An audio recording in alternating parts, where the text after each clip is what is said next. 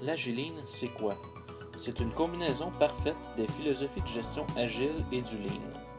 Jetons tout d'abord un coup d'œil aux fondements agiles. L'agilité repose sur 4 valeurs fondamentales. L'équipe. Dans la philosophie agile, l'équipe est à l'avant-plan et est plus importante que les outils ou les processus rigides et formels. Il vaut mieux avoir une équipe mobilisée qui communique bien plutôt qu'une équipe d'experts fonctionnant en silo. Le mandat ou le projet. On cherche des applications qui fonctionnent. La documentation est d'une aide précieuse, mais peut être considérée comme un gaspillage si en excès. Miser sur le transfert des compétences au sein de l'équipe est à privilégier. La collaboration. Il est essentiel d'impliquer le client tout au long du projet.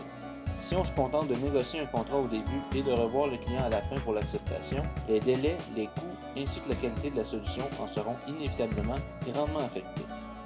Le changement. Une planification initiale et une structure de projet rigide ne permettent pas d'ajustement en fonction des attentes du client. Vous devez rester flexible afin de rencontrer les demandes de changement du client tout au long du projet. L'agilité est une approche axée sur la collaboration des différents acteurs d'un mandat ou d'un projet. Passons maintenant à la philosophie Lean. Le Lean peut aussi se décomposer en 4 valeurs ou axes. La création de valeur. Le Lean vise essentiellement à maximiser la création de valeur pour le client. La valeur telle que perçue par le client, bien sûr. Le respect et l'engagement. Dans cette philosophie, le respect des employés est primordial.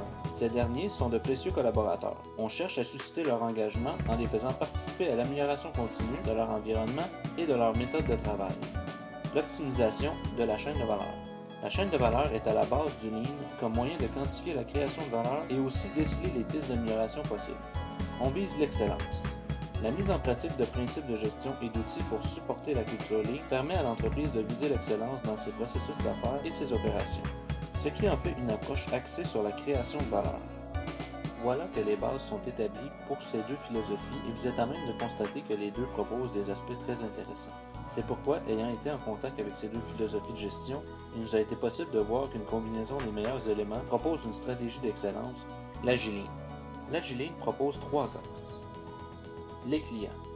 On cherche à maximiser la création de valeur pour le client par une bonne compréhension de ce qu'est la valeur pour ce dernier. On veut absolument livrer un produit ou un service de qualité au client. Toujours selon ses attentes, car trop de qualité n'est pas souhaité. Ça entraîne des coûts que le client n'est pas prêt à payer et qui doivent donc être absorbés par l'entreprise.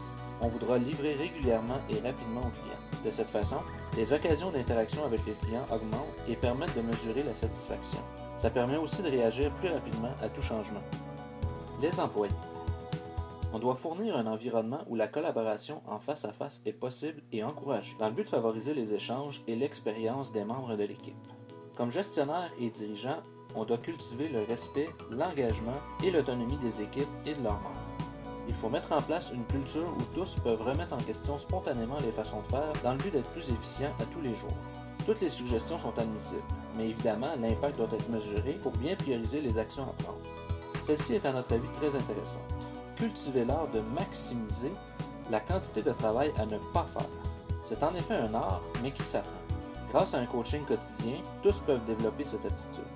Vous devez développer la capacité à résoudre les problèmes au sein de vos équipes. Évidemment, la nature du problème soulevé doit être prise en charge par les personnes compétentes en la matière, mais vous seriez surpris de voir à quel point l'instigateur peut s'impliquer. Les actionnaires. Les actionnaires, quant à eux, cherchent à mobiliser l'ensemble des ressources vers la vision de l'entreprise par une vision et une mission en ballon. Ils veulent aussi assurer la croissance de l'entreprise.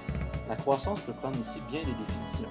Ça peut être la croissance des ventes d'un produit ou d'un service, comme la croissance du savoir dans un domaine d'expertise par exemple. Ils cherchent à maximiser l'utilisation des ressources mises à disposition dans l'entreprise, que ce soit les ressources humaines, matérielles, financières, etc. Tout ça dans le but de dégager des marges intéressantes, parce qu'après tout, vous êtes en affaires pour faire de l'argent. À quel niveau? À vous de nous le dire. Certains indicateurs financiers permettent de suivre la santé de votre entreprise.